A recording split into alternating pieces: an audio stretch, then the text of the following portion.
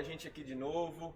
Vamos caminhar para o final aqui da nossa série de famílias vencedoras, né? Nós temos visto sobre isso aqui nas últimas aulas da nossa escola bíblica e hoje a gente vai encerrar essa série com a quarta lição, né? A quarta lição vai falar sobre a bênção familiar. A gente sabe que o nosso Deus é um Deus abençoador, né? Ele nos chamou nos abençoando, fazendo com que sua graça viesse sobre a nossa vida. E também nós vamos entender que como filhos de Deus somos chamados para abençoar. E a propósito, isso deve começar na nossa família, né? A gente entende que os pais, eles têm um papel fundamental sobre a vida dos filhos, que é de abençoar. E a gente vê isso todo o tempo na Bíblia, de algumas formas muito claras, né? E a gente quer entender um pouco mais sobre isso hoje, novamente olhando para a vida e a família de Noé, né? Mas na Bíblia a gente tem exemplos de pais abençoando filhos através de orações, imposições de mão, profetizando sobre a nova geração, a vontade de Deus, e a gente vai ver que isso de fato se cumpre, né? Deus usa a autoridade que Ele coloca sobre os pais para abençoar as próximas gerações.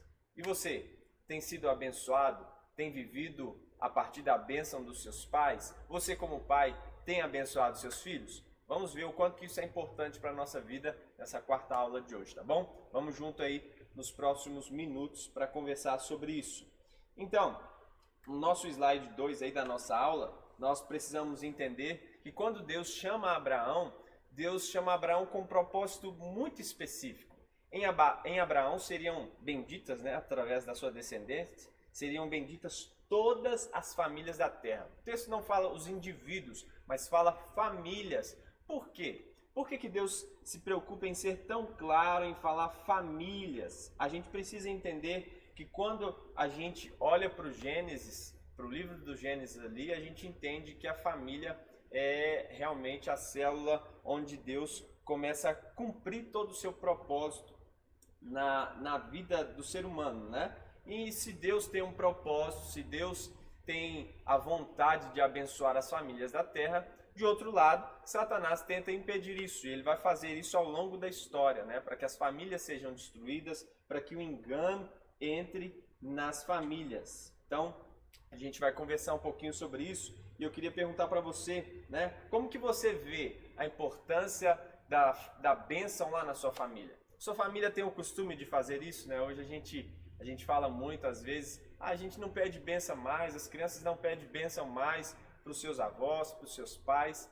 Das famílias que eu venho, tanto da minha mãe quanto do meu pai, a gente sempre teve esse costume, né? Do meu pai mais ainda, de sempre pedir a bênção. Todo mundo que passava lá na casa do meu avô, e a casa ficava, né, no meio assim do lote, todo mundo passava por lá, tinha que pedir a bênção ao meu avô. Meu avô não aceitava a gente passar por lá e deixar de pedir a bênção, né, de dar um beijo. Tanto que é costume na nossa família. Uma vez encontrei com um tio no supermercado e meu tio foi e me tascou um beijão, como é o costume da nossa família. As pessoas olharam assim para mim, né, com olhos assim de algo estranho acontecendo, mas a nossa família tem esse costume, né? A gente faz isso com tanta alegria, a gente sabe que é importante para a nossa família. E eu queria que a gente partisse para os tópicos aqui que essa lição vai propor tratar para a gente. É o terceiro slide aí que você vai acompanhar, que nós precisamos, para que a gente viva a bênção de Deus, nós precisamos entender que um ambiente sem respeito não é um ambiente propício para a bênção de Deus. Um ambiente sem respeito gera, pelo contrário, a maldição, né? A maldição nada mais é do que não viver a bênção de Deus, viver o fruto de palavras destruidoras. E eu queria que a gente percebesse isso. Lá, novamente, como exemplo, na família de Noé, no capítulo 9, os versículos são os 18 e 19. Se você está com a sua Bíblia aí, queria que você acompanhasse comigo essa leitura. O texto diz: os filhos de Noé que saíram da barca com ele foram Sem, Cã e Jafé. Cã foi o pai de Canaã. Esses três foram os filhos de Noé, e os descendentes deles se espalharam pelo mundo inteiro. Aqui está a origem dos povos, a origem das nações, através dos filhos de Noé. E você vai perceber aqui que o texto é claro em destacar que Cã foi o pai de Canaã. Mas por que o texto está falando isso? Por que ele não fala dos outros descendentes de Sem e de Jafé? Mas fala de Canaã, que é o neto de Noé, filho de Cã. Por que ele destaca?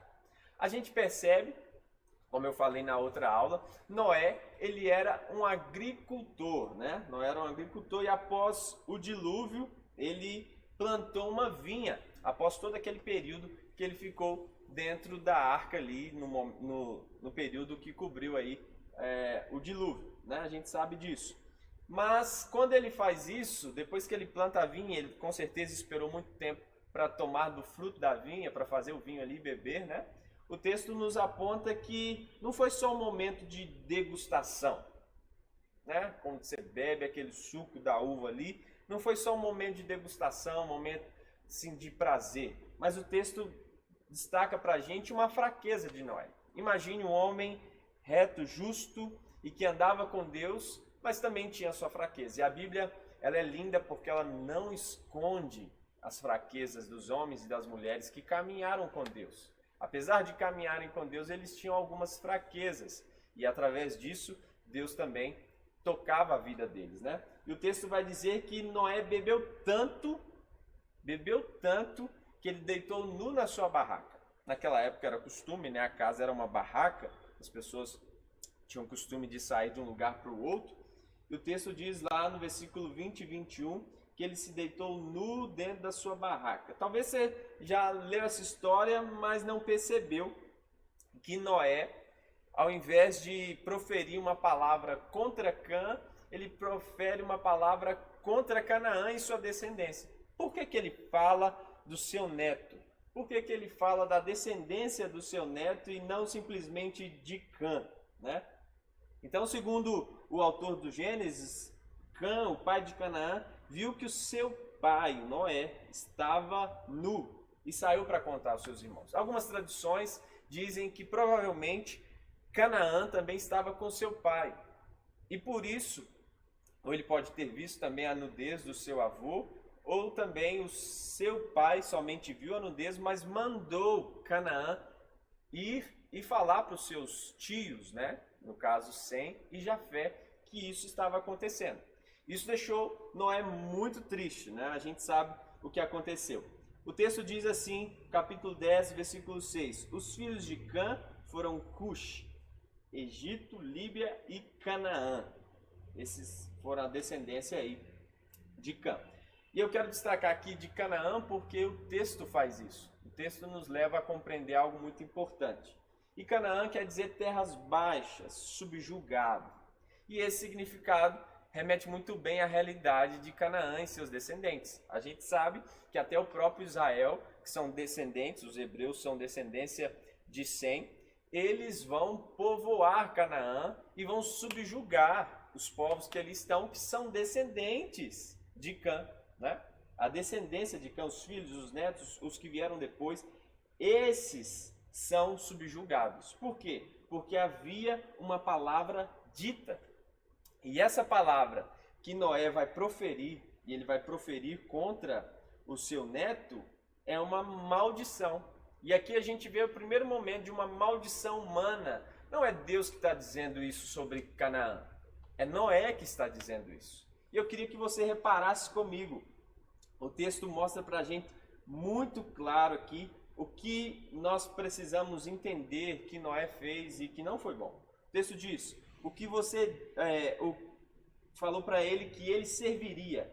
Canaã serviria os descendentes de Sem e Jafé. Estava dando para ele aí aquilo que seria o seu futuro. Estava profetizando essa realidade. E a Bíblia diz em Provérbios capítulo 18, o sábio diz, o que você diz pode salvar ou destruir uma vida. O que você fala pode salvar ou destruir uma vida. Portanto, use bem as suas palavras e você será recompensado. Olha só, qual pai, qual avô não quer que a sua descendência possa ir mais longe do que ele mesmo alcançou? Imagine agora Noé, um homem bem-sucedido, um homem que andava com Deus, construiu a arca depois de tanto tempo construindo, teve o dilúvio, Deus o salvou sua família, ao invés dele fazer com que as coisas continuassem prosperando para sua família, ele vai fazer algo que não era o que talvez Deus queria. Não era algo que Deus queria que ele fizesse.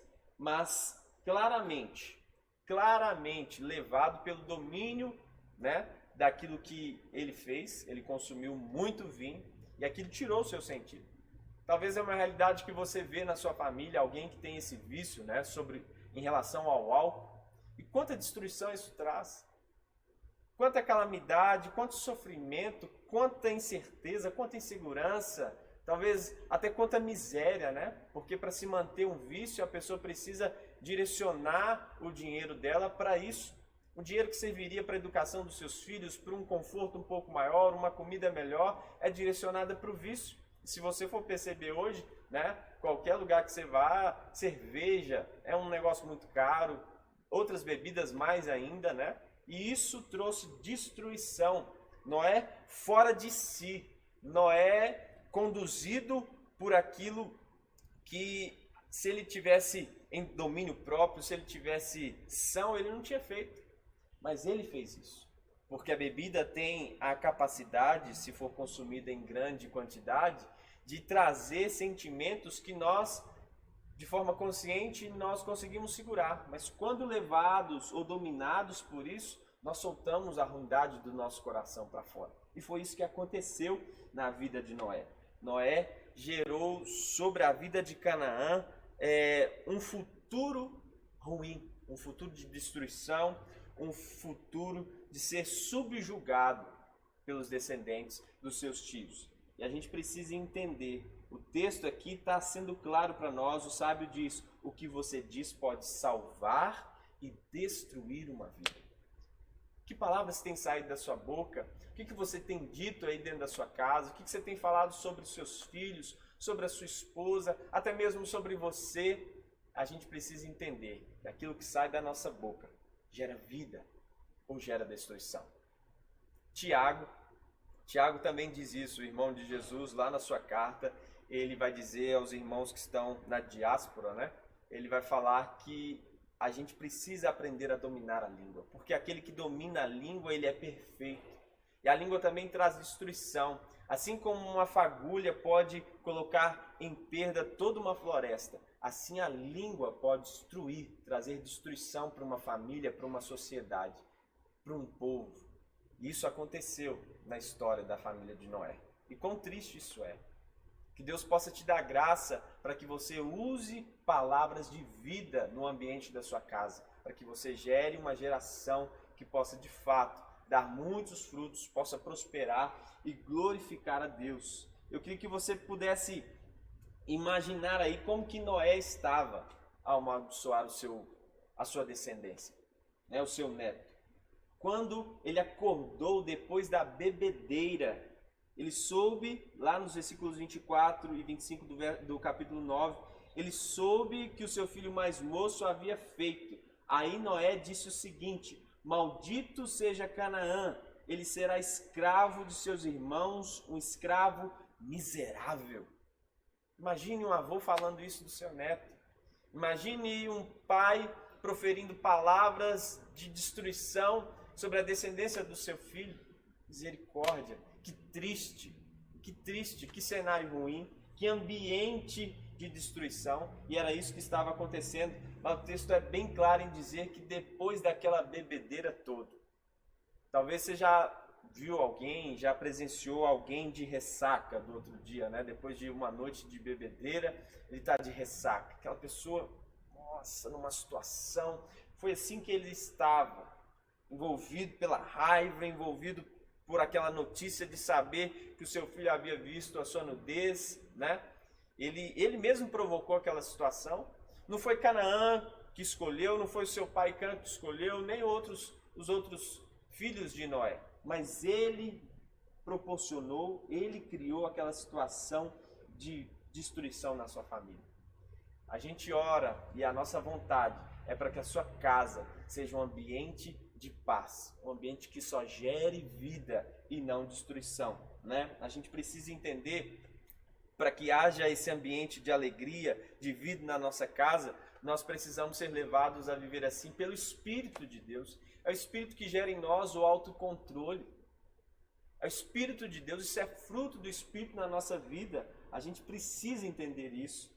A palavra de Deus também, em Provérbios 25, 28, diz que nos tornamos frágeis como uma cidade sem muralha quando nós não temos autocontrole. Uma pessoa que não tem autocontrole, domínio próprio, ela se torna frágil como uma cidade sem muralhas, uma cidade sem proteção, como uma nação sem um exército, fácil de dominar. Nós precisamos não estar vulneráveis, mas estarmos em autocontrole, dominados pelo Espírito de Deus, para que a gente possa viver uma vida de vitória, uma vida de triunfo, para que a nossa família também viva assim. E eu te pergunto, você tem usado palavras de vida na realidade da sua família? Quais palavras que você tem usado? Né? Ou talvez você tenha vivido aí somente de coisas que você cria para as pessoas. Hoje, no mundo de rede social, né, a gente vê aquelas fotos maravilhosas de família, mas talvez antes da foto você tirar, você fala assim: vem logo aqui, menino! Ô menino, seu peste! Né? Para que no momento da foto ali todo mundo fique sorrindo, mas na verdade a realidade é outra. A realidade é palavras de destruição. Ô seu burro, você nunca vai conseguir fazer isso. A gente precisa ter palavras de vida.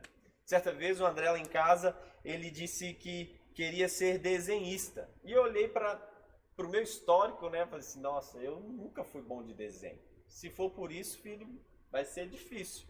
E eu pensei comigo assim, eu acho que desenhista ele não vai conseguir ser.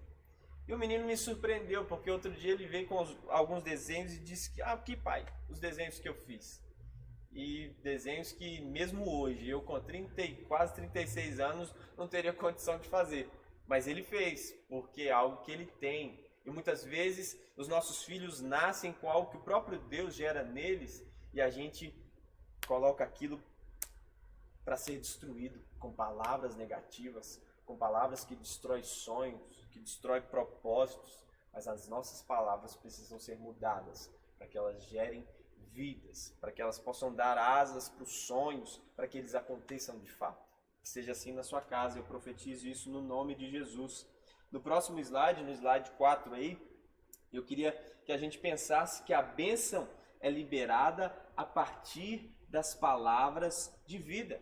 Se Noé amaldiçoou Canaã, a descendência de Cã, por outro lado, ele diz sobre a descendência de Jafé e de Sem. Ele diz assim no versículo 27 do capítulo 9.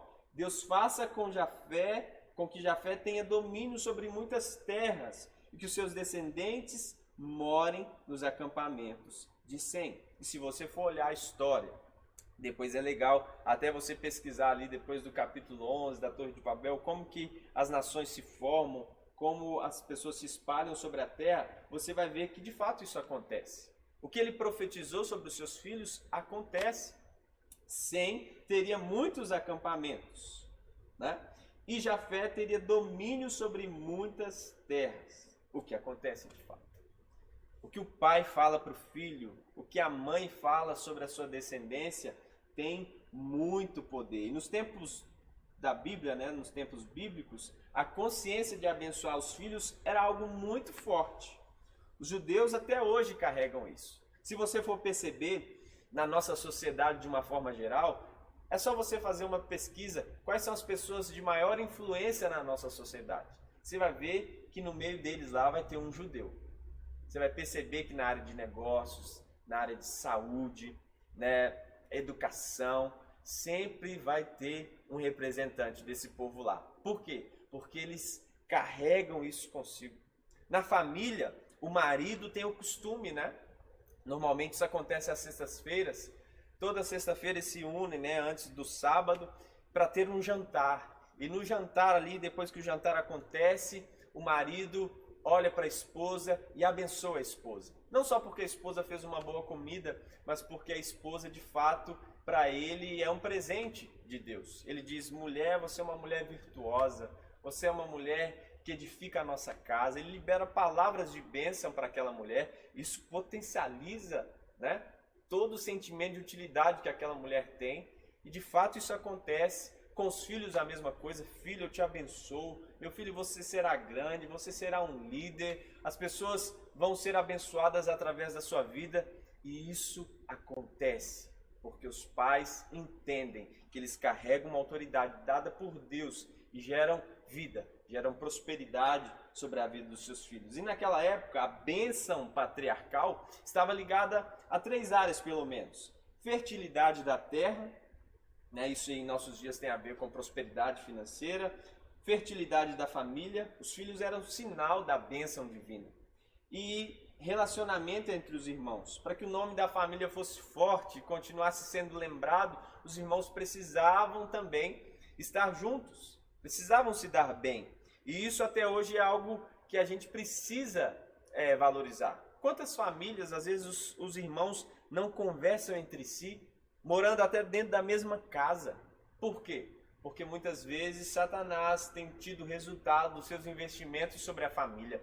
Mas nós cremos, com essa série aqui, nós queremos impactar a sua vida para que a sua família seja abençoada, seja transformada pelo poder do Evangelho, pelo poder das Escrituras, pelo poder de Deus. Nós cremos, o nosso Deus é abençoador. Ele quer abençoar a sua casa, quer abençoar a sua família. Mas para isso, ele precisa usar você para começar a gerar um ambiente de vida através das palavras que saem da sua boca.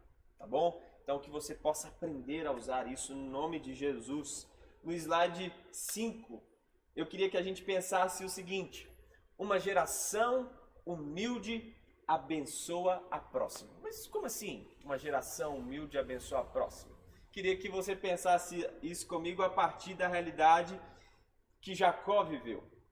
Lá no capítulo 49 do livro também de Gênesis, versículos 1 e 2. Eu queria fazer essa leitura e você acompanha aí. No momento antes de morrer, né, de tudo aquilo que já tinha acontecido, com a descoberta que José estava vivo, estava reinando ali sobre o Egito e os ajudou também, né?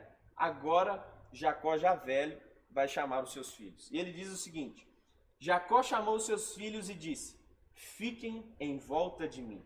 Fiquem aqui em volta de mim, meus filhos, e eu lhes direi o que vai acontecer com vocês no futuro. Fiquem reunidos em volta de mim para ouvir, ó filhos de Jacó. Escutem o que diz Israel, o seu pai. Olha, presta atenção. O que o pai está fazendo? Um pai que sabe o que a bênção de Deus através da sua vida representa. O texto é bem claro em dizer que ele vai falar assim: olha, vocês vão ficar aqui em volta de mim, eu vou dizer para vocês o que vai acontecer no futuro de vocês. O que a geração que vai sair depois de vocês vai viver? Eu vou dizer aqui agora. Olha que autoridade de um pai. Olha um pai que reconhece que ele tem a capacidade de definir o futuro do seu filho com palavras de bênção. De potencializar o seu filho para viver tudo que Deus tem para a vida dele. Imagine isso. Quanto que é importante. E o texto é bem claro em dizer que ele vai proferir isso. E por que eu estou falando que uma geração humilde abençoa a outra geração? Porque normalmente, quando a gente diz sobre abençoar, a gente entende que alguém vai impor as mãos sobre a nossa cabeça. Que alguém vai falar para a gente: Deus te abençoe, né? Mas no tempo bíblico, e a palavra que vem de abençoar ou abençoado tem a ver com se abaixar. A palavra é barak, palavra hebraica para abençoar. É abaixar-se a fim de abençoar. Muitas vezes na nossa cultura, aquele que é o abençoador é o que fica de pé, e o abençoado é que se prostra para receber a bênção. Né? Algumas famílias, os filhos beijavam a mão dos pais. Tinha esse costume, né? Mas aqui, no tempo bíblico, e o que a palavra de Deus quer nos ensinar aqui, é que os pais se inclinavam para abençoar os seus filhos. E olha que bênção! Para dizer o que os filhos seriam, né? O que os filhos se tornariam. E por que eu estou dizendo isso? Porque Jesus fez isso. Vocês lembram do texto lá de João, capítulo 13, onde Jesus vai lavar os pés dos discípulos? O que ele faz? Ele pega a bacia, uma toalha e coloca os pés dos discípulos e lava os pés dos discípulos. E os discípulos ficam escandalizados com aquilo. Pedro nem queria que isso acontecesse. Não, não, não, o Senhor não pode fazer isso. E Jesus disse, se eu não fizer, você não tem parte comigo. Porque nós precisamos entender que Jesus está mostrando para a gente que para abençoar os outros, nós temos que servi-los. Servi-los. Nós temos que, de fato, dar a nossa vida. E foi isso que aconteceu, foi isso que Cristo fez. E nós precisamos entender, como pais, nós podemos liberar bênçãos sobre os nossos filhos. Como filhos, nós precisamos receber a bênção dos nossos pais. Às vezes a menina, o menino fala assim, meu pai não quer que eu faça isso, ele só fala não. Mas que bênção é ter um pai para falar não. Que bênção é ter uma mãe para dizer não, um pai para apontar o caminho. Porque eles já passaram pela fase que o jovem está passando, o adolescente, a criança está passando. Às vezes lá em casa o meu filho fala assim, mas hoje o senhor não quer deixar eu fazer nada. Eu falei assim, é isso mesmo. É isso, porque eu sei o que é bom para você. Mas eu quero fazer isso para você lá na frente. Quando você estiver na sua casa, quando você tiver criado sua família, você pode. Mas agora você precisa entender que eu sou o seu pai, eu estou aqui para te abençoar. E falar não, dar diretrizes, faz parte disso, faz parte disso. Eu, outro dia, estava vendo aliás, sobre uma igreja, e nessa igreja havia um momento onde os pais declaravam para as filhas que elas agora se tornavam mulheres, que os filhos agora se tornavam homens. Isso é importante, porque hoje às vezes você pergunta assim, você é um homem? Você é uma mulher? Ou pergunta para alguém, você está casado? Como que você sabe que você está casado? Normalmente alguém que está casado carrega isso aqui, carrega aliança. Aconteceu um momento na história onde ele colocou essa aliança e assumiu um compromisso. Porque alguém disse isso para ele. O pastor disse, vocês estão casados, vocês estão abençoados, precisa ter essa declaração. E hoje nós vivemos uma sociedade que as pessoas não querem receber bênção, não querem receber instrução, todo mundo já sabe de tudo. E muitas vezes padece, porque não estão seguros dentro do ambiente da bênção de Deus. A palavra de Deus diz que Deus nos cerca com seu cuidado, com alegres cânticos de livramento, porque a bênção de Deus repousa sobre nós. Então a forma como os nossos filhos encaram os desafios da vida está diretamente ligada à compreensão de identidade deles. Eu queria que você pensasse nisso a partir do exemplo de Jesus. Quando Jesus é batizado ali por João, um sinal de respeito ao ministério de João e tudo aquilo que ia acontecer, depois que ele é batizado, uma pomba desce sobre ele, o Espírito Santo desce sobre ele em forma de pomba e ouve-se uma voz. A voz do Pai dizendo, esse é o meu Filho amado, em quem eu tenho nele prazer. Isso não aconteceu à toa. Se você pegar lá nos evangelhos, Lucas capítulo 4, você vai perceber que depois daquilo, Jesus é levado para o deserto para ser tentado. E sabe qual que é a coisa que Satanás ataca? A identidade de Jesus. Quando ele diz, tu não és o Cristo, Filho de Deus, se tu és o Filho de Deus, faça isso. Se tu és o Filho de Deus, lança-te daqui. Se tu és o Filho de Deus, transforma essas pedras em pães, colocando a identidade de Jesus em jogo. Mas Jesus sabia exatamente quem ele era. Você tem problema com a sua identidade? Você sabe quem você é de fato? Isso é muito importante para você vencer os seus desafios. Você pai, você mãe, você precisa falar para os seus filhos quem eles são, que eles são filhos amados.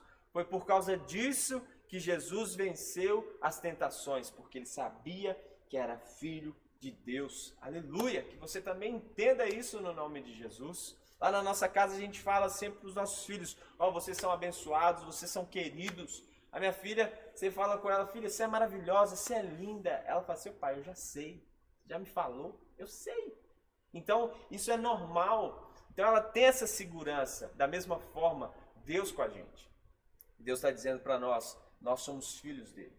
Ele escolheu ser o nosso pai. Ele não tem nojo de nós. Ele nos ama. Ele quer nos guardar sempre debaixo dos seus cuidados.